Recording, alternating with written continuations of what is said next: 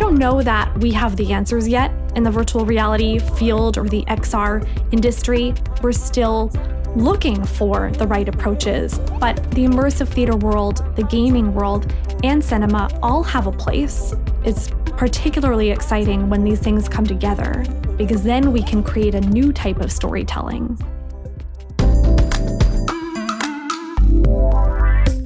Hey everybody, welcome to Rightbrainers, where we unpack the latest trends in technology and creativity through real stories of creative breakthroughs brought to you by Z by HP. In each episode, we'll dive inside the creative minds of the world's most innovative thinkers. I'm your host, Tito, a man on a mission to get his left brain to understand some of the biggest right brains out there. Our next guest needs no introduction, but otherwise I wouldn't be a very good host. Kiira Benzing is a director, but not just any director. She's a multi-dimensional interactive virtual reality director, and she's revolutionizing the way we tell stories. Kiira, welcome to the show. Thank you, Tito, for this warm welcome from a great distance. Your background is an actress in theater, and now you're in the world of virtual reality. Tell me a little bit about that journey. Yeah, I did. I started in front of the camera and on the stage, it's true. And I trained all over the world. I trained undergrad at Lafayette College. I trained at the National Theater Institute in Connecticut. And then we went to St. Petersburg and I trained with Russian theater in the Stanislavski and Michael Chekhov traditions. And then later at the Sorbonne in Paris. So I've been quite a bit all over the world, and then did my postgrad in London at LAMDA, the London Academy of Music and Dramatic Art, thinking that I'd be doing Greek tragedy and Shakespeare and all of these classics that I love so much, but actually finding that I really love putting teams together and building complex projects that would take an audience in the round or around a stage. How do you take from the classics, like in movies and music and film and everything, and then write for this new language, for this new medium? If we look back to the classics, and I think we have to, because we are in a new place and there are things that they learned that is not worth us reinventing the wheel. Yeah. So you want to go back to the beginning, but at the same time, we're in such a new place. You had to put something in front of an audience and see how they react. So we don't have an Aristotle yet for VR. We don't have a Shakespeare for VR. What are you trying to navigate as you write this new language, as you figure out how to go about things? We're finding as we write these new story beats and experiences and interactions that our audience in social VR, especially if they're coming to one of our performances, as this Double I Studios team where we've been building VR theater and live performance on these social VR platforms so we can bring an audience in to watch our actors live. Mm-hmm. And we're finding that the audience is looking for more. They actually want to get close to the actors. And sure enough, in our performances, the audience flooded the stage. They wanted to get around the actors. They wanted to follow them. We had given the audience some things that they could do because they took on this collective role as a group as part of the Greek chorus. So we gave them some lines that they could say and some actions, and they all got so into these characters, they wanted even more. So now we have to push our narrative further and give them more options. What was that tipping point that pushed you into VR? Really, I had been creating documentaries, but not in a traditional sense. I was working with dancers and creating movie musical numbers that I was blending into my documentary work, flashbacks and alter ego characters. And so I was blending narrative in a really hybrid way, making these hybrid documentaries. Mm-hmm. And as I was doing that, the transmedia movement of documentary storytelling was growing tremendously. You had incredible efforts going on from groups like NFB in Canada and Arte in France. And they were creating these nonlinear experiences that you could consume through a web-based experience, through a web-based player. And you could enter a world and explore this entirely other narrative as a kind of companion piece to a feature documentary, but you could get lost in it for hours. They would make these nonlinear experiences that were sometimes 4 or even more hours long. And so there was something that I absolutely loved about that. And I was working on a documentary about a philosopher and theorist, about his ideas about waves. And I wanted to put people inside his world. And so I was coming up with these nonlinear approaches for how we could put someone inside this world. And really, that should have been VR, but I didn't know that it was VR. And it wasn't until Tribeca Film Festival, which had this Storyscape section that you could go inside of and see these new approaches to storytelling. I finally had a chance to get a headset on. I remember waiting for days in line to get one of these VR headsets. And I had no idea that this was what I was looking for this other kind of narrative that I wanted to tell.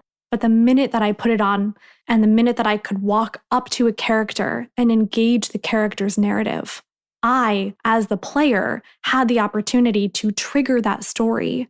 It empowered me so much. I knew that was exactly what I was looking for. When you're creating these characters' narratives, how much of that process is similar to theater? So much of the process is similar to theater. You are thinking about the character's backstory in the world, the inciting event that starts the story.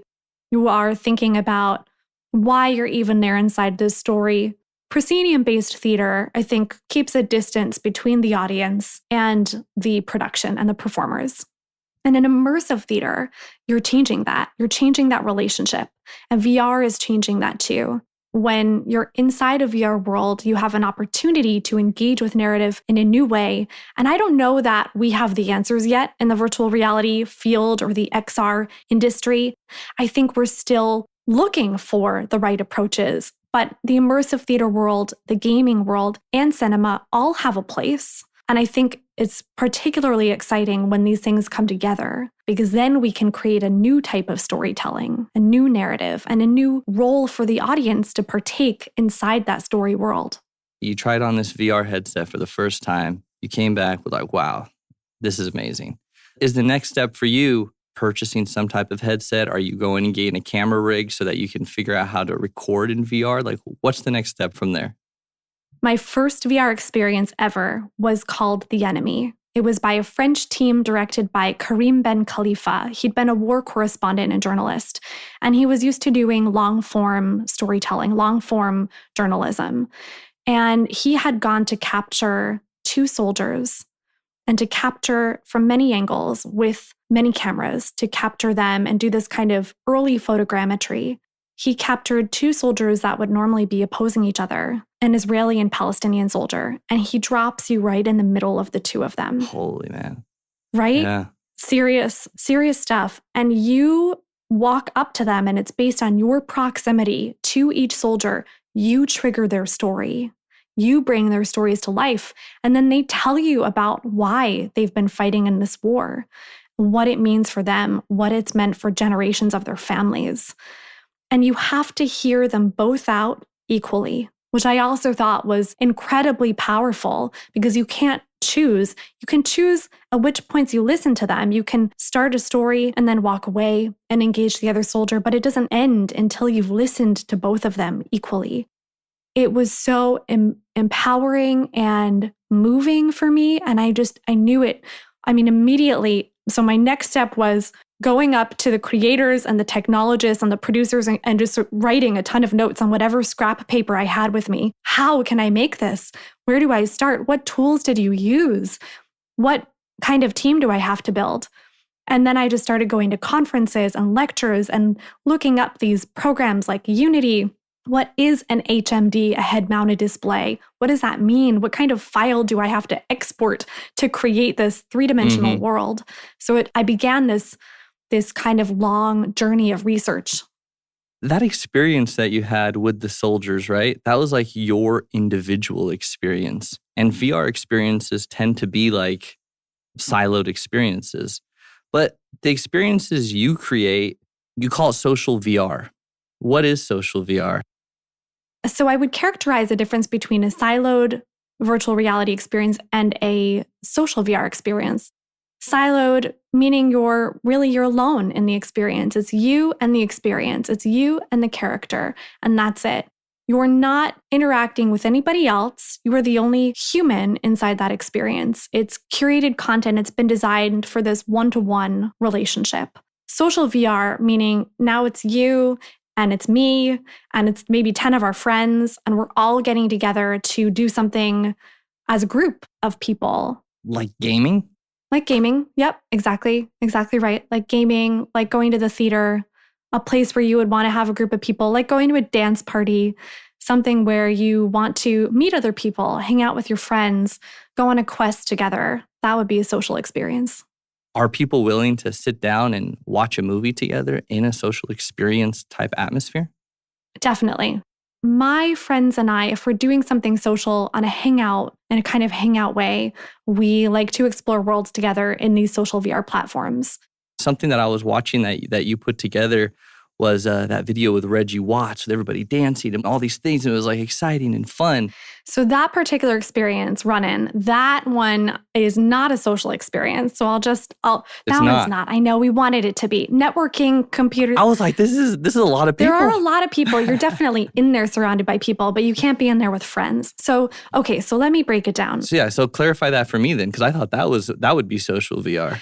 It can feel social because you're definitely in the center of a party and you have a lot of agency in that experience. So you can choose who you're dancing with and how close you're dancing to the dancers. It's definitely fun. I remember once I was watching a documentary with Steven Spielberg, and he said when he was shooting 2D, he'd have one eye open looking at the frame, right? When he was doing 3D, he started looking at it with two eyes open. And now in the VR world, you have to look like all around and think about every single thing. So how does VR stretch your creative boundaries? It's definitely doing something to my mind, I suppose, right? As I think about the screens that I'm looking at. When I directed Run-In, I worked off of about 4 screens. The Intel Studios team had even more for me to call action from. But when I was calling at sometimes some very short shots that were timed in maybe even just 10 seconds, 20 screens is a lot to look at. So I felt 4 was enough. It gave me enough angles to call from.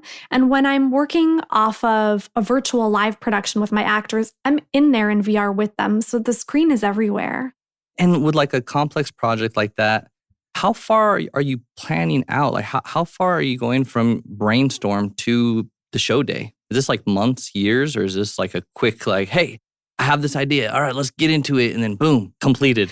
Yeah, we're kind of on that side of the spectrum, Tito. I feel like we are on this kind of, hey, let's have an idea, let's test it out and get an audience in there trying it. And I feel like my process has been changing from having worked in film and cinema where I might edit and bring in a test audience and go back into the edit and sit there alone in a dark editing room with my editor and my colorist working very, in a very small fashion. And here our team is so collaborative. We have engineers and audio mixers and performers and writers.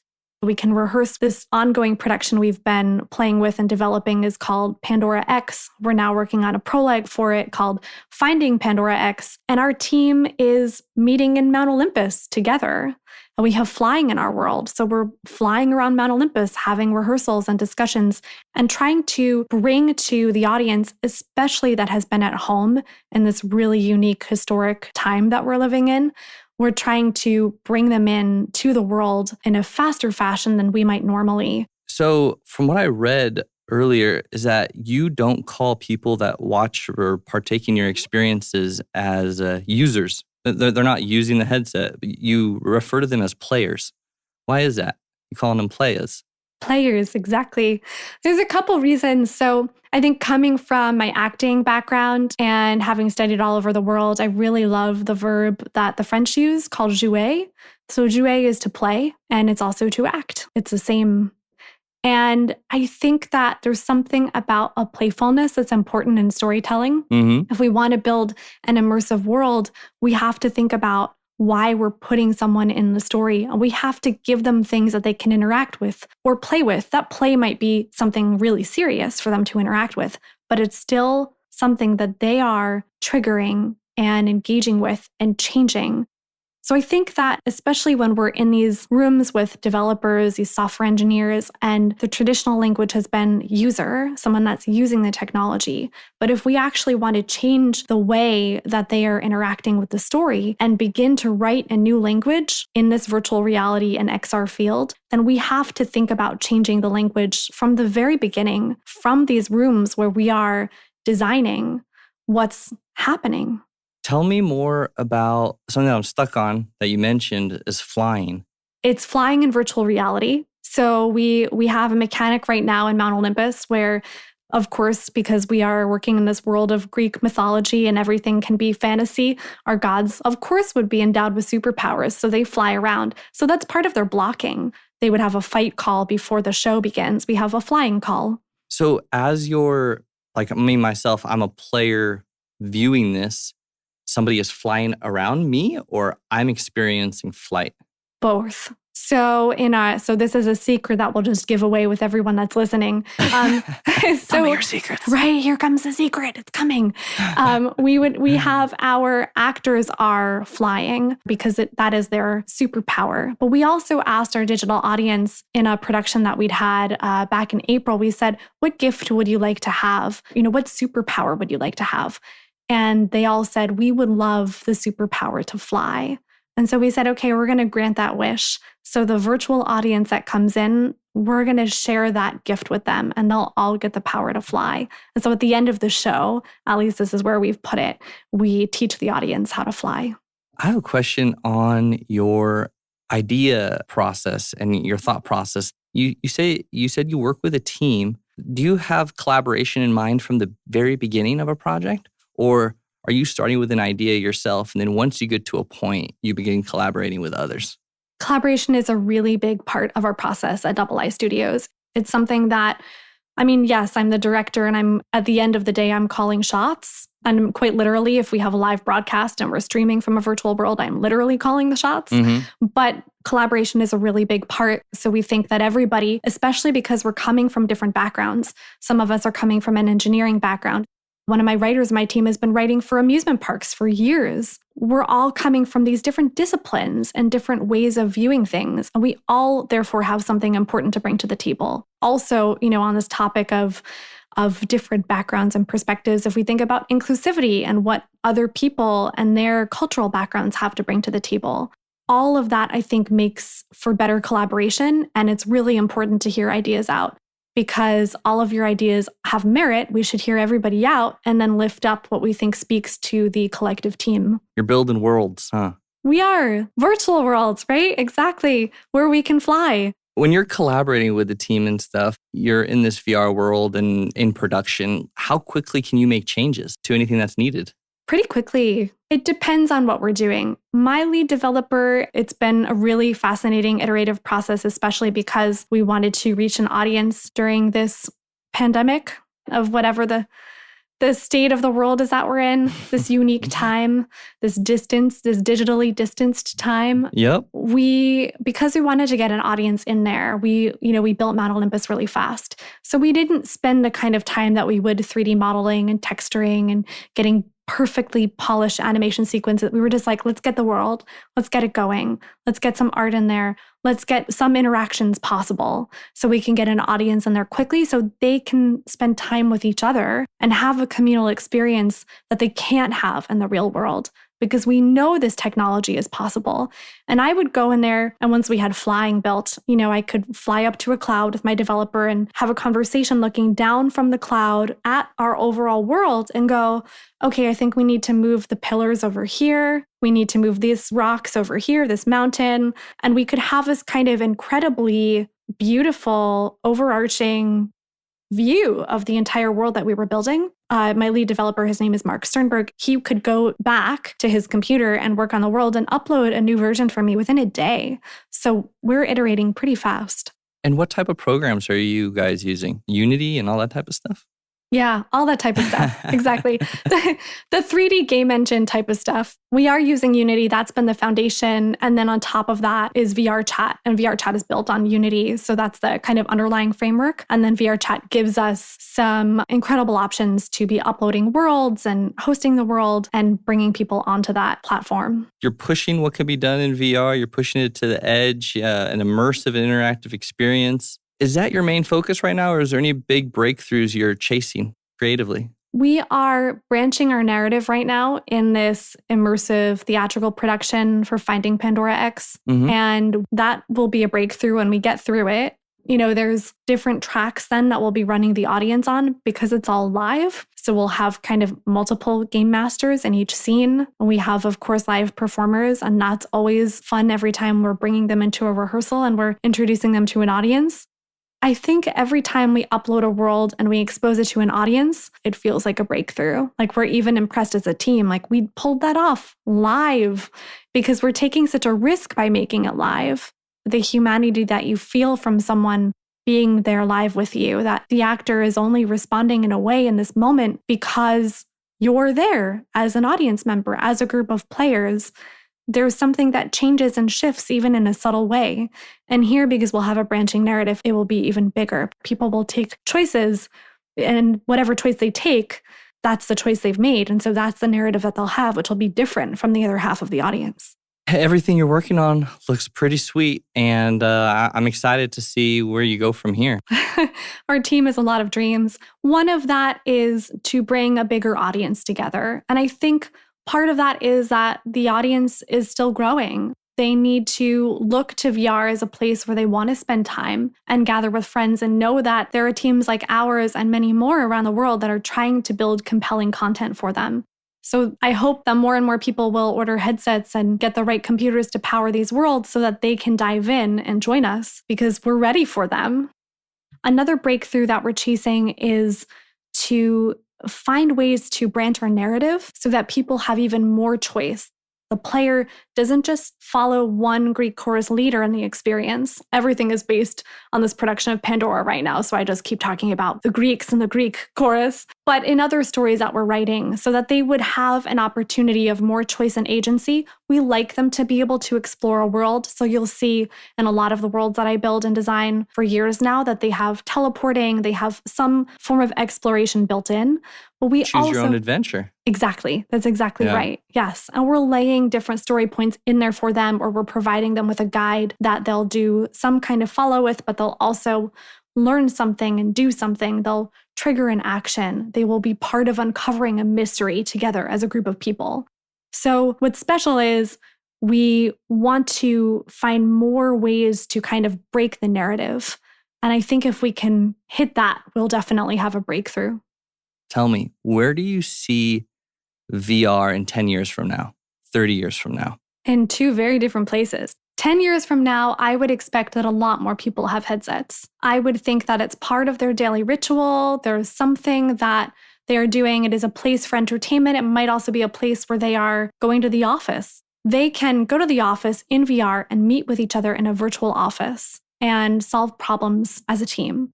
30 years from now, I would expect everybody has a VR device and they're able to connect even more. And they really choose to spend a significant part of their time in VR. You think as common as a cell phone or common as a gaming system? I would hope as common as a cell phone by 30 years from now. That it is actually a tool that we find is so useful to us that we do rely on it. Yeah, let's see what happens. I mean, only time will tell. Only time will tell. And hopefully we can just keep bringing people in one by one right now.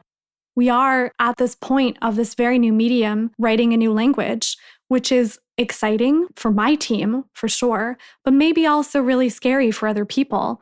I would hope that it means that for the rest of the world that's thinking about coming into VR storytelling, that there's space for them. Because we don't have all of these really established poets and writers and playwrights yet, we don't even know what to call them yet. VR experience writers, even that language isn't totally clear. So there's space. Yeah, that's true. And it's thinking to the future, this is a good time to jump into VR. What will be the Citizen Kane of VR, right? None of us know. And this is a good time to start experimenting and creating. Exactly. What's the Casablanca?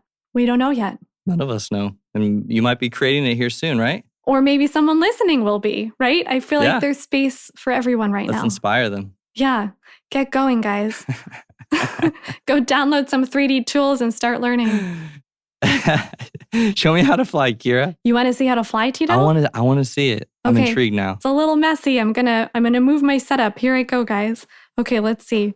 So basically, here's how you fly. You've got your controllers, and you basically, in our world, where this is built in VR chat, using the special script that we're using called Udon, you fly by basically flapping your wings as if you were like a bird.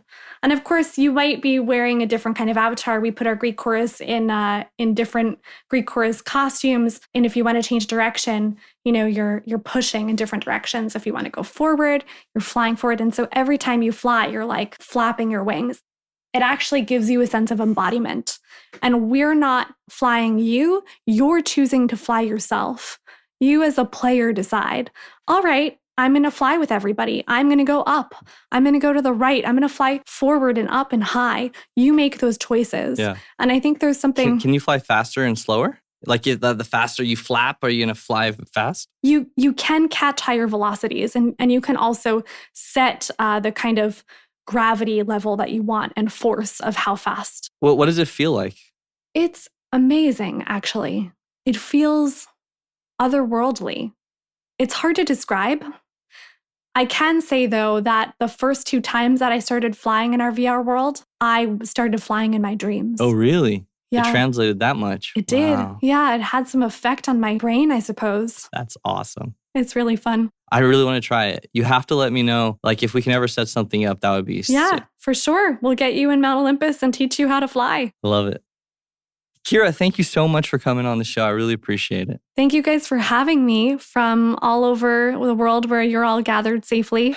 Thank you for doing this and having a great conversation. The pleasure's been mine. Thank you.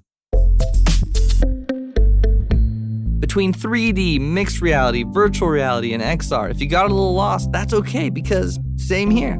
That's why we've invited a super smart expert to give us a little peek behind the virtual reality curtain. Welcome to the show, the brilliant Joanna Popper, Global Head of VR at HP.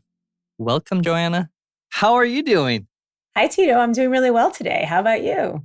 I'm doing pretty good. Life is good. Good, yes. So this is all about VR, right? Kiira, she's doing interesting stuff. And we talked about a lot of VR in this episode. Can you break down the differences, though, between AR, VR, and XR? Okay, so I'll start with virtual reality. Virtual reality is where you go inside a headset and you are completely ensconced inside a digital world. So everything you're interacting with and everything you're seeing is the virtual world. So here's an example, virtual reality headset that you would go inside. Augmented reality, there are 2 different kinds. One kind is headset-based augmented reality, and where you would go inside a headset, like say a HoloLens or a Magic Leap, or there's others, and you would see the digital world overlaid into the real world. So that's one kind of augmented reality. And then the other kind would actually be mobile-based. So you would pop up your mobile your cell phone, and you might see, what would this IKEA furniture look like in my house? Yeah. That would be an example of mobile AR. A lot of us use it all the time. Like really the lenses on Snapchat or on Instagram even could be considered sort of light mobile AR. Okay. So we have VR, we have AR, and then we have mixed reality. And mixed reality gets used in lots of ways. It can be when somebody's inside a virtual reality game and you watch a YouTube video of them and you see them as the real person, plus you see their first person view. And so you're seeing both the digital world and the real world.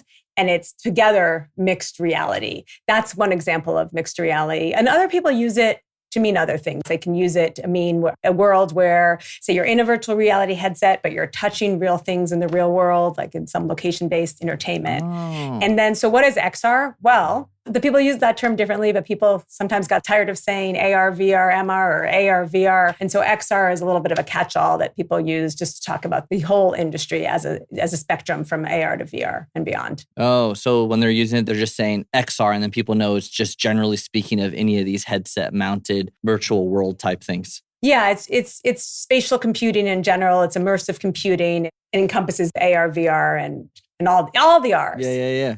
Joanna, Kiira mentioned 2 of her productions running in Loveseat. Can you go a little deeper about the differences between these experiences? Sure. They're 2 completely separate and unique experiences, and she's the producer, creator, director of both of them. Running was created first. Kiira's created it with Reggie Watts and with Intel Studios. It premiered at Sundance 2019. It was a great experience. And so they tapped into the Intel volumetric stage and created all these versions of Reggie Watts dancing in different sizes, different directions, just captured a ton of different movement by Reggie Watts, who's a well-known comedian. So she worked together with Intel, the volumetric studio, to create the project. And so the experience at Sundance, when you went in, you put on the headset, and first you were in a record store, like old vinyl record store. And then music starts and you see Reggie Watts in every direction, in every size, and all the sorts of super colorful, fun explosion of music, dancing over here, dancing over there. And you just can't help but move and dance. And you feel like you're with, this big dance party, having so much fun. And so it really makes you want to move and makes you want to engage with the characters in the VR experience. It was just a really creative and fun use of volumetric capture, making you want to connect with your body and move in a new way and to produce a really fun, groundbreaking experience. So is it the same type of experience for both those productions? No. Running and Love No, Seat? so that's Running. And then Love Seat, I would call it immersive theater virtual reality experience. So in Running, you are a single user inside the experience. You feel like you're with all these other people, but there are all these other Reggie Wattses that are dancing with you. Love Seat, Kiira, premiered at the Venice Film Festival in 2019. It's a multiplayer or multi-user interactive experience where you also have live actors. It was built in a custom high fidelity. And High Fidelity is a collaboration social VR experience built by Philip Rosedale. And so they built within that, but they created a custom tool for themselves. So the experience, if you're live in Venice, is you walk into a room, you sit down in a chair, and you see actors acting out a whole experience while in VR. So some of the people in the audience are just watching the live actors and then watching the screens to see what's happening in virtual reality. Some of the people in the audience are in headset and watching the whole experience of the actors as avatars in high fidelity. And then on top of that, on top of the people who had the chance to go to Venice and to see the live experience at the island. In Venice, virtual reality has our own island. People anywhere around the world could go into a virtual reality headset and sort of tune into the experience and watch what was happening on stage and watch the two actors interacting with each other in virtual reality as avatars. So very different and separate types of experiences. And is that the one that she was talking about where you're able to like flap your wings and fly? No, that's a new one that she's working on, I believe, called Pandora, which is in production now. So she's still creating it. Okay. So what kind of software is Kiira using to design and develop these VR experiences? So for Running, they built that on Unity. Mm-hmm. And then for Love Seat, it was built inside a custom creation for high fidelity. Is that something that anybody can just go pick up and start developing in and working with? High fidelity, no, it's not available right now. Unity is. There's lots of online courses, and they've tried to make it as accessible as possible for people. And then what kind of hardware is needed to create for VR and to experience it? Yeah. So for some of Kiira's experiences, she used HP VR headsets. Mm-hmm. So here we have the HP VR Reverb Generation 2, which we've announced and will be shipping this fall. She used earlier generations of our headsets for the different experiences and some other VR headsets.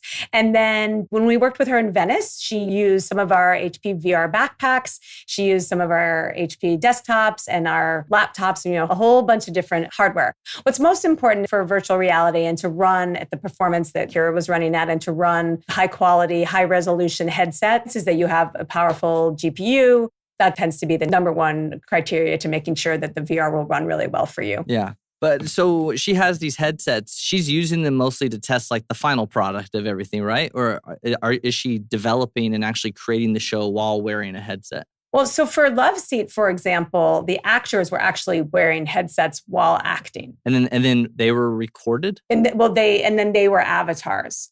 Their avatar experience was inside high fidelity. So they were interacting as avatar. I think you and I need to go on a social VR experience together. Yeah, I'm down to do that. Yeah. I'm down to do you have a VR headset at home? I'll try. No, I don't. All right, we got to change that.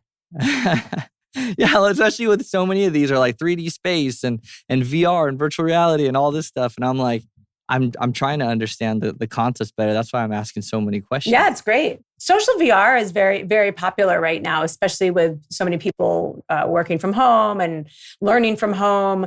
People are looking for ways to collaborate, ways to connect, ways to be together. And so social VR, like a high fidelity, alt space, VR chat, rec room, you're able to go in and really hang out together. You can play games, you can play basketball, you can play ping pong, you can create art together, you can fly together, you can do all these really fun things as an avatar and feel like you're together with somebody else. You can watch movies, big screen's another one. Yeah. There's a lot of really exciting ways to come together, connect, engage, be immersed inside virtual reality right now. Yeah.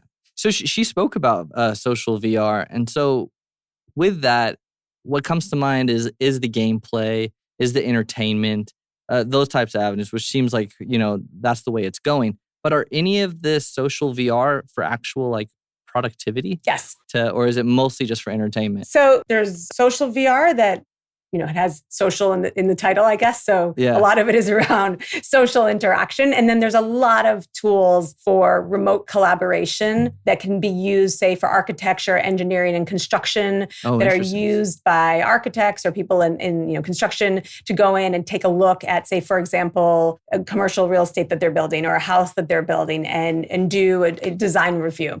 And they can use it, the architects together with the interior designers, together with the client. Really, it's being used for pre-visualization. So instead of I'm trying to explain something to you, and it's hard for what I'm explaining to come across to you in a visual way, we go inside the headset and look at it together, and you see, okay, how is the light coming in? Where are the windows? Where are the stairs? So that's being used for architecture, engineering, construction. There's companies like Thea, Trezi, The While, there's a whole bunch of different companies that are doing that. And then there's other companies that are creating tools specifically around meetings, collaboration, so where you can do brainstorming and you can work together and you can like look at a spatial model of something for product design. Companies like Gravity, Sketch, Gauge, Glue, Meet in VR. There's spatial, there's a bunch of companies that are doing that exactly for what you said. So to tap into your creativity, to tap into your productivity, and to make the workflows more efficient and more productive.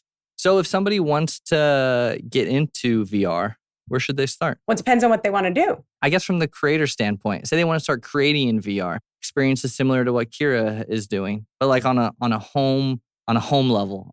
Well, so what I would say is first, it probably makes the most sense to start watching a lot of virtual reality to get a sense of what's being done, what you can do. It's a really new technology. Yeah. It's a nascent industry. So I would say it's important to watch experiences like Kiira's experience and other experiences out there. So I would start with get a headset, Yep. get a computer that can run the headset and watch VR, interact with VR, experience virtual reality. I would start there. If you want to actually build it, there's sort of two paths. You can build live action, or you could look at building CG, depending on what kind of creator you are already and what kind of skill set you are already. Kiira's building it inside CG, with tools like Unity and high fidelity. But if you do want to build, then you'll probably end up learning Unity, or you'll learn Unreal, which are the game engines that power virtual reality. And if you want to be a developer, you would learn those tools so that you can bring your creations to life. If you want to create more live action, you still probably want to learn some of the game engine technology, but then you would get a 360 camera and you would start experimenting with it and start shooting and seeing, what you're building and how it looks and what you want to create. I think what I've learned from this is that I need to start trying out more VR so I can be as pumped about it as you are. Yes. Joanna, thank you so much for all this information and coming on the show. Thank you. I'm excited to get you into a headset and have some fun. All right, I'll see you later. If you want to learn more about Kiira's experiments in digital storytelling, check out her latest project, Love Seat, from her multidimensional production house, Double I Studios, at doublei.co. And make sure to keep your eyes peeled for their latest production, Looking for Pandora X. Thank you, Kiira, for helping us literally build new worlds.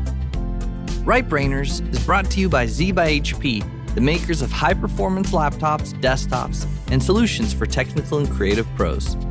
Well, that's a wrap on this episode. Thanks so much for joining us. If you want more food for your right brain, visit www.hp.com/rightbrainers. Until next time, I'm Tito Hamzy, and this is Rightbrainers.